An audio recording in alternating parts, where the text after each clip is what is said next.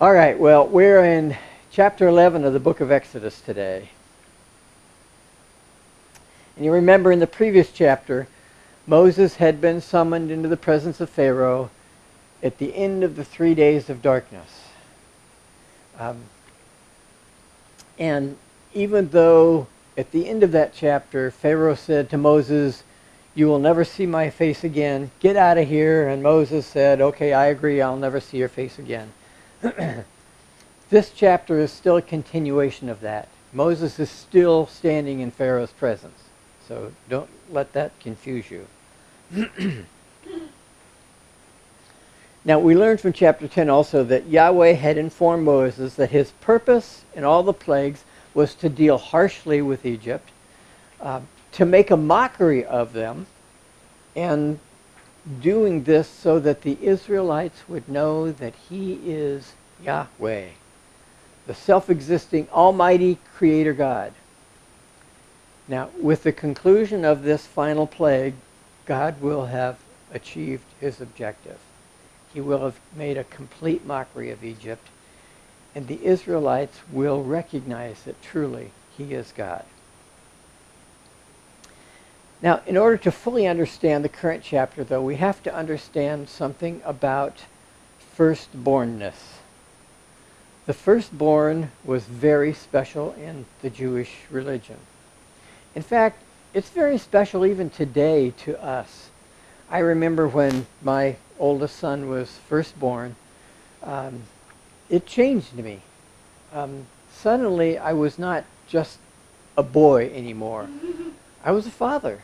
And I saw God's results of me procreating myself and having children. And it was a great eye-opener to me. Now, I know mothers go through a similar feeling when you finally give birth and you get through all the pain and suffering, and all of a sudden there's joy that fills your heart. It's the same way. That firstborn has a very special place, and it always will. This whole idea of firstbornness, though, actually for the Jews comes from this experience in the book of Exodus.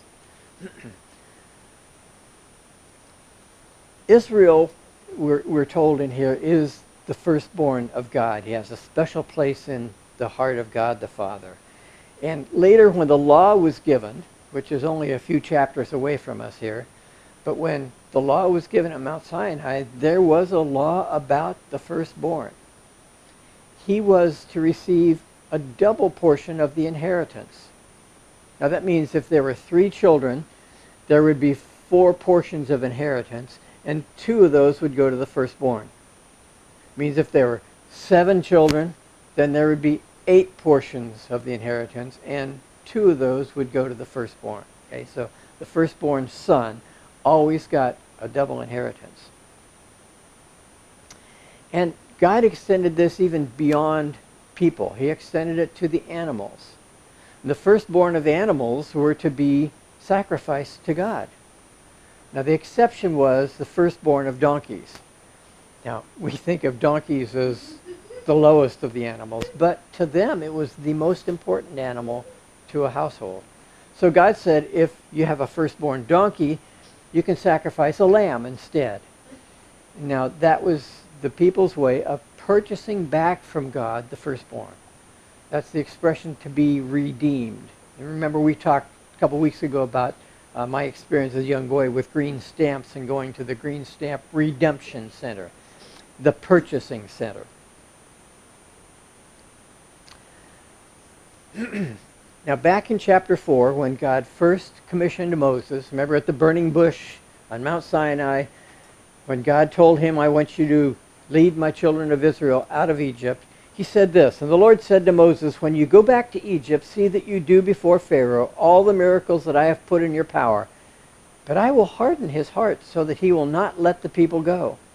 Then you shall say to Pharaoh, thus says the Lord, Israel is my firstborn son. And I say to you, let my son go that he may serve me. If you refuse to let him go, behold, I will kill your firstborn son." Sounds like a threat to me.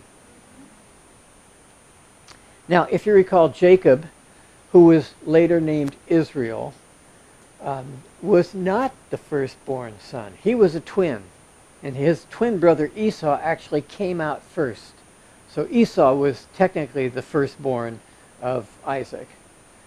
But later on, Esau was out in the field hunting, and he was extremely hungry, and when he came back, he found that Jacob had been preparing this lentil soup or stew. And he said, "Please give me some." And Jacob said, "Well, I will sell it to you for your birthright." So when that transaction took place, Jacob then became legally the firstborn of Isaac. Now, the fact that Israel is the firstborn explains why God considers them so special. To God, they are his firstborn son. Those of us who were saved during the church age are also members of God's family. But we're adopted. We weren't natural born into God's family as Israel was. And in fact, God says that when we were adopted, we became sons. Not just children, but sons. And in fact, in Galatians 3:26, Paul said that about us. Now, he could have said we are all children. The Greek word would be teknoi, but he didn't. He said we are all sons, the word huioi, which means that we will inherit from God. Was it you that sent me that image this week in text? The bottom, the text of it says something about this is how men feel being called the bride of Christ, and it showed this burly man in a white gown, obviously a wedding gown. And we men sometimes feel a little awkward being called the bride of Christ. But you women feel just as awkward when you're referred to as the sons of God. But that means, as I just said, that you will inherit from him. Now, we are not firstborn. The Jews are the firstborn. The Israelites are the firstborn of God. So they will inherit a double blessing from God. Now, I don't know what that means in heaven, in the hereafter, but somehow they will inherit a double portion, and we will be left with only a single portion. Oh, boo-hoo.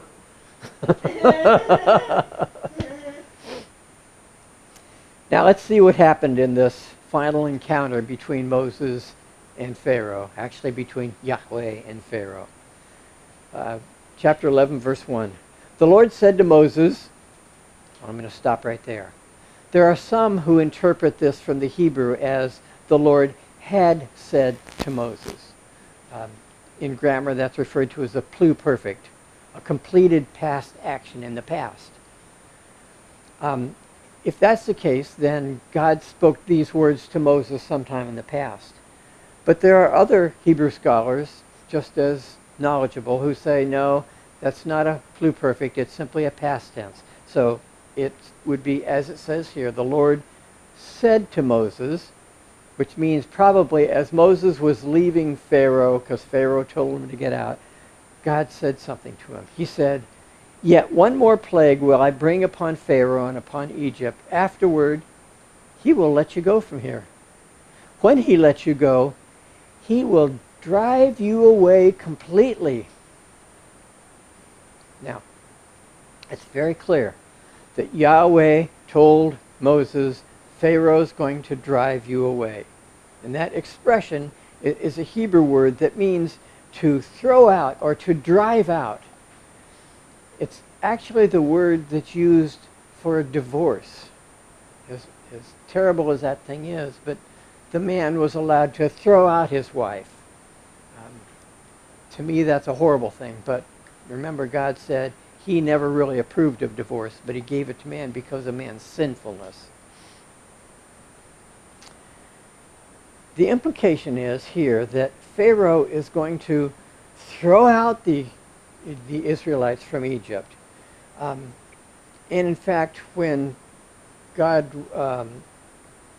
originally talked to Moses about the 3-day journey, he said this, "But the Lord said to Moses, now you shall see what I will do to Pharaoh, for with a strong hand he will send them out. With a strong hand he will drive them out of the land." Well, we have to ask the question, did the Egyptians really drive the Israelites out of Egypt? We will get to it in the next couple of chapters, but for those of you who have read it in the past and remember what happened, as the Israelites left Egypt, they were heading down the eastern edge of Egypt, and Pharaoh and his army suddenly realized, we're letting them get away from us. So he rallied his army, and they went and chased the Israelites.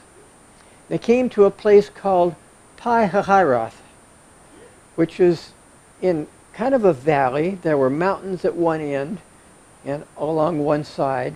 There was the Red Sea on another side, and there was the way they came from behind them. That's where the army was coming. So the Israelites turned to Moses and said, we're going to die here.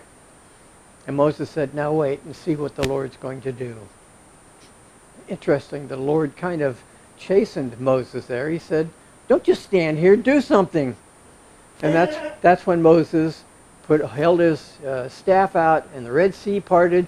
And that's also when God appeared as a cloud, and this pillar of cloud came between the Israelites and the army of Pharaoh.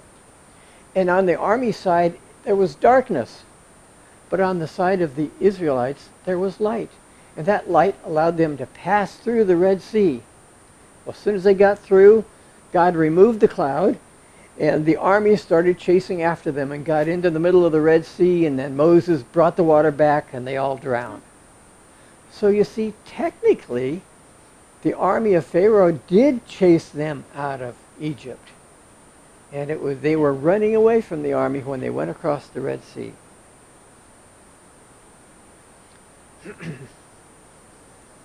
Verse 2. Remember, this is still what God has spoken to Moses. He says, speak now in the hearing of the people that they ask every man of his neighbor and every woman of her neighbor for silver and gold jewelry. And the Lord gave the people favor in the sight of the Egyptians. Moreover, the man Moses was very great in the land of Egypt, in the sight of Pharaoh's servants and in the sight of the people. Now, if your early Christian upbringing was based on the King James Version, as mine was, then you remember that this section says that the Israelites asked of the Egyptian people that they might borrow silver and gold. I always thought that that was odd, that God would tell them to lie, because the Israelites knew at that point that they were leaving. They were not coming back. That's why this translation is actually more accurate. It's the Hebrew word sha'al, which means to ask or to insist. So the Israelites went to their neighbors and said, you've got to give us silver and gold. Now, what excuse they used, I don't know. Maybe they said, we need it to sacrifice to our God, and if you don't do it, he's going to cause worse things to... I don't know what they said.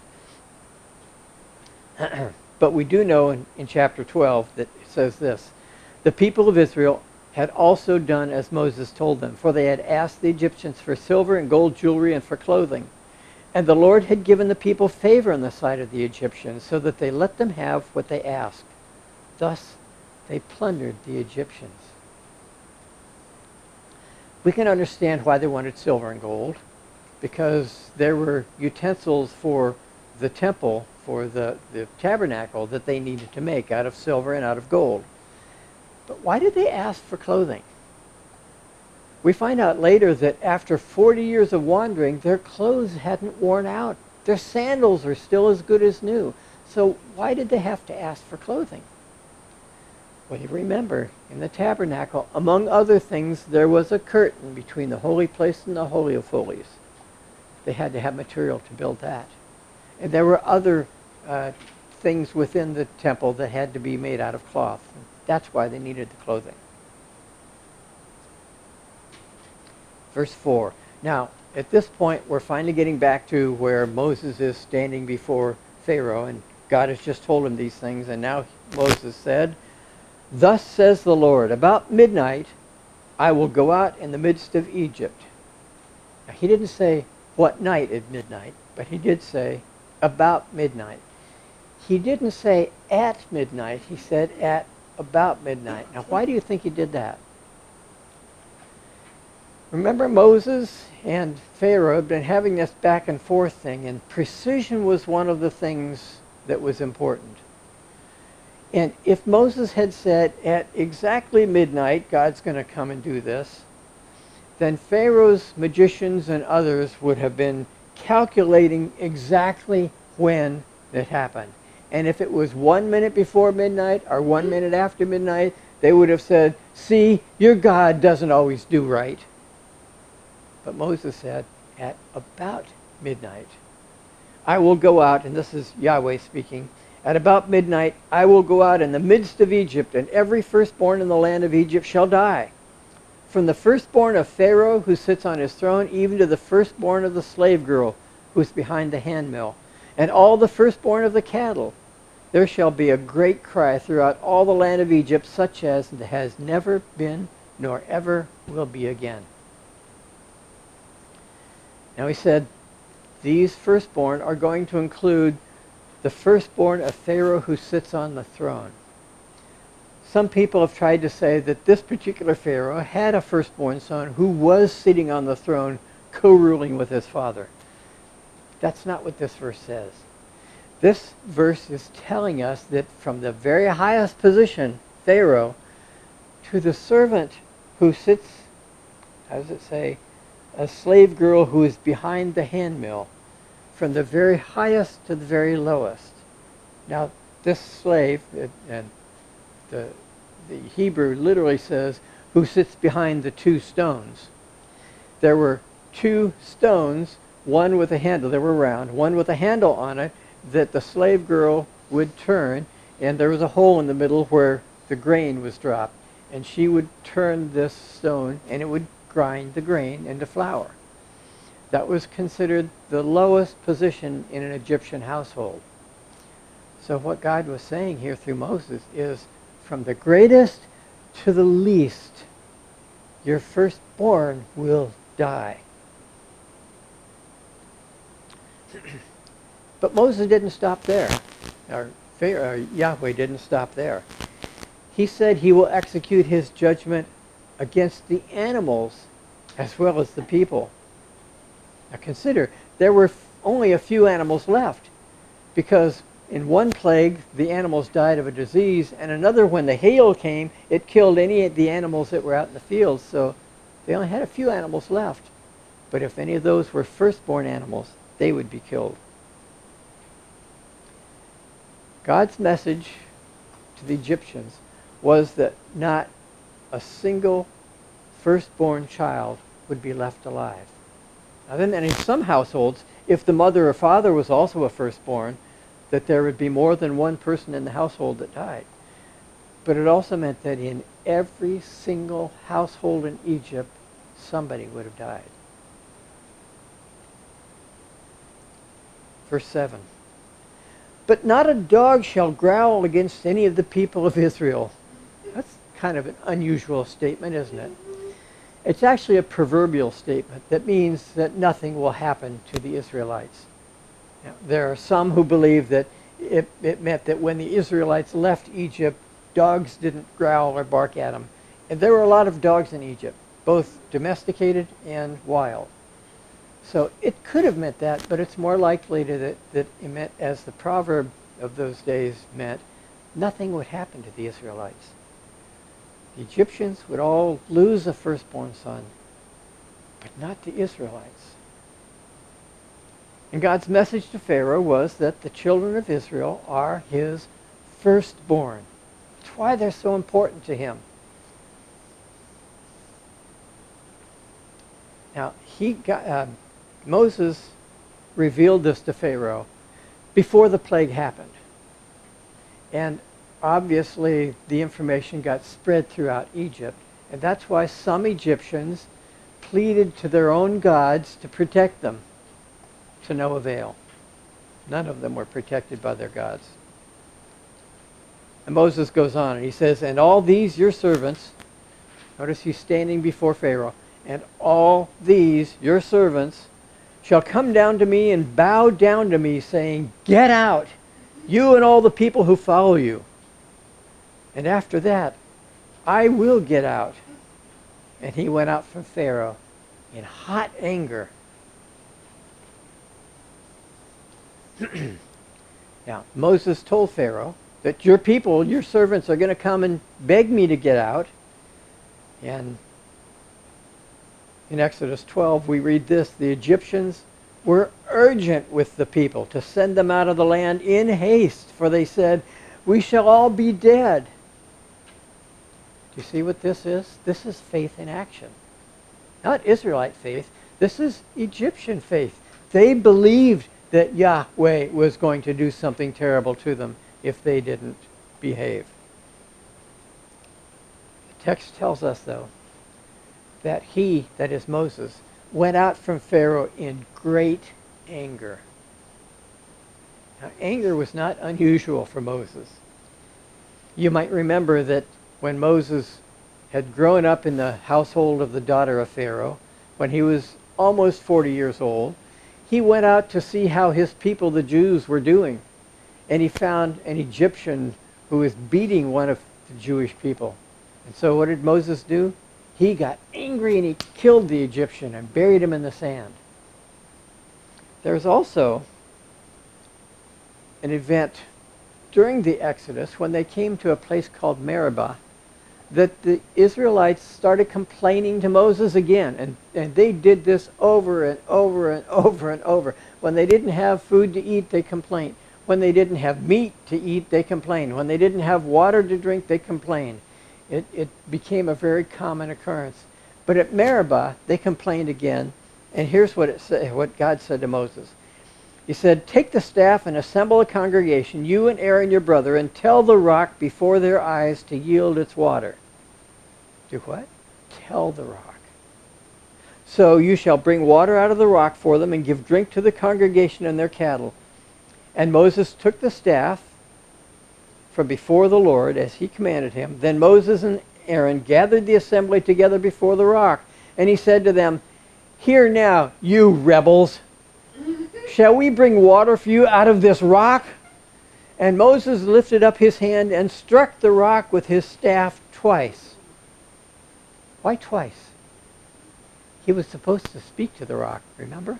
I can just imagine Moses there yelling at the people and then striking the rock and nothing happened. And he struck it again. Finally, water came out. And the Lord said to Moses and Aaron, because you did not believe in me to uphold me as holy in the eyes of the people of Israel, therefore you shall not bring this assembly into the land that I have given them. Because of Moses' anger, he and Aaron lost the privilege of leading the people into the promised land. Now, in spite of Moses' natural tendency to get angry, he is described as one of the meekest men alive. In Numbers 12 it says, now the man Moses was very meek, more than all people who were on the face of the earth. And yet this meek man got angry.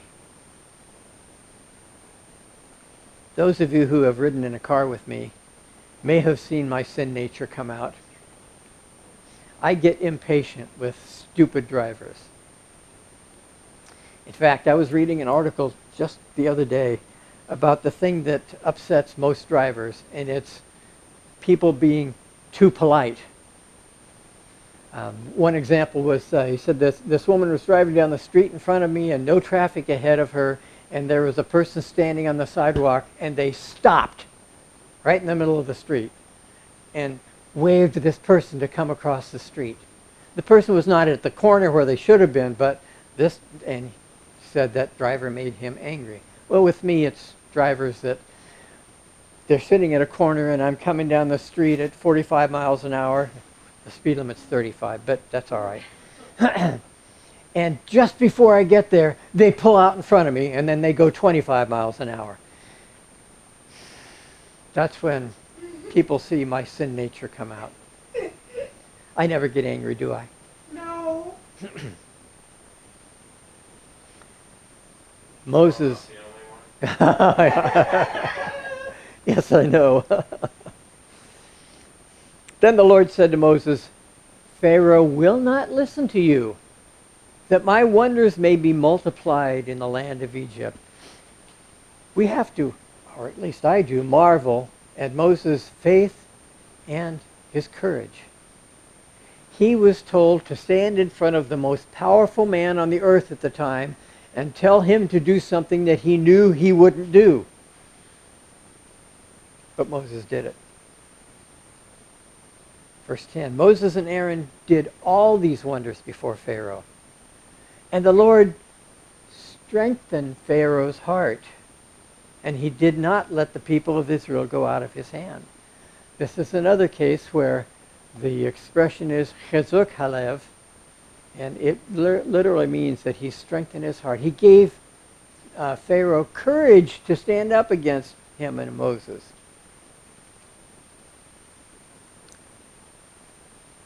So what? Well, in this chapter, we've been witness to Moses' righteous anger. His anger wasn't always righteous, though, was it? But we can learn a thing or two from his experiences. What makes you angry? Is it stupid drivers who pull out in front of you and then go less than the speed limit?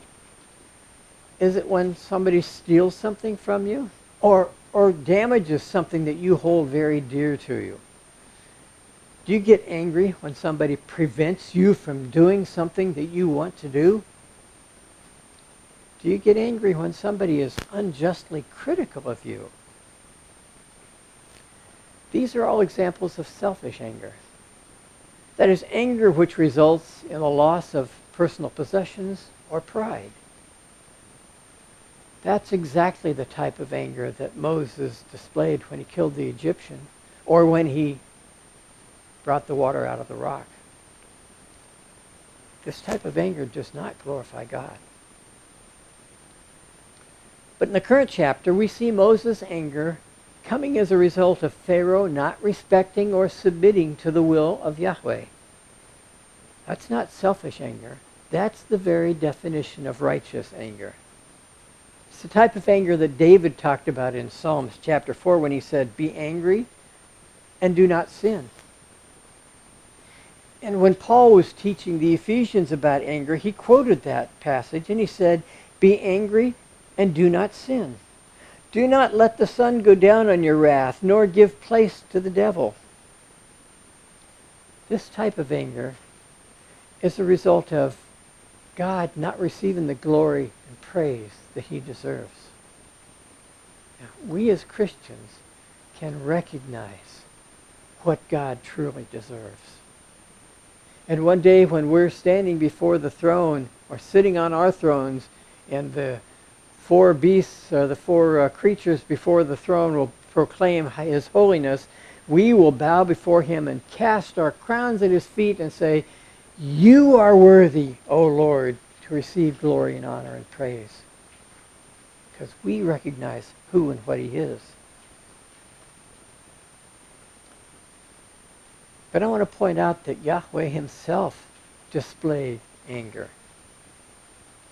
Remember back in Genesis 3, he said, "The Lord God said to the serpent, because you have done this, cursed are you above all livestock and above all beasts of the field. On your belly you shall go, the dust you shall eat all the days of your life." So God the Father got angry. And in the same way, Jesus Christ showed his anger. In John chapter 2, it says, "In the temple he found those who were selling oxen and sheep and pigeons, and the money changers sitting there, and making a whip of cords, he drove them all out of the temple with the sheep and the oxen. And he poured out the coins of the money changers and overturned their tables. And he told those who sold the pigeons, 'Take these things away. Do not make my Father's house a house of trade.'" They were insulting the righteousness of God, and that made Jesus angry. Now, frequently, God's anger is expressed in both the Old Testament and the New Testament with the word wrath. And wrath is really the outward manifestation of an inward feeling. In the Old Testament, it's translated from the word ketzef. And more than 25 times in the Old Testament that word is used. And it's almost always anger at the Israelites because of their infidelity to him. Because they're worshiping other gods or idols. Now in the New Testament, it's the Greek word orge, from which we get the word orgy. But it doesn't have any sexual connotation. It simply means wrath, the outward expression of the anger. And it's used in reference to God's wrath in the book of Revelation alone 10 different times.